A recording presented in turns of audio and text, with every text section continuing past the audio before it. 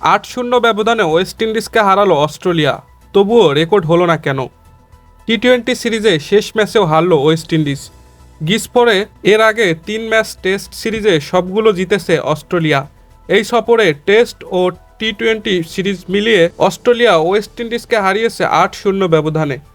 কোনো সফরে হারের মুখ না দেখে সবচেয়ে বেশি জয় পাওয়ার তালিকায় অস্ট্রেলিয়ায়। এবারের ওয়েস্ট ইন্ডিজ সফরটি আসে যৌথভাবে তালিকার 2-এ। কোনো ম্যাচ না হেরে এক সফরে সবচেয়ে বেশি ম্যাচ জেতার রেকর্ড ভারতের।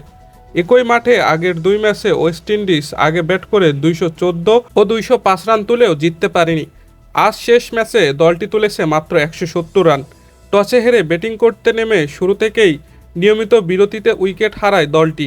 50 পেয়েছেন শিমরন হেটমায়ার। এই রান তারা করতে নেমে 25 রানেই 3 উইকেট হারায় অস্ট্রেলিয়া।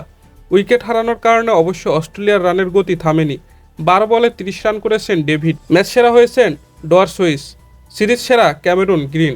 দর্শক, এই ছিল খেলাবাজের আজকের ভিডিওটি ভালো লাগলে লাইক করুন। নিয়মিত খেলার আপডেট ভিডিও পেতে আমাদের চ্যানেলটিকে সাবস্ক্রাইব করে রাখুন।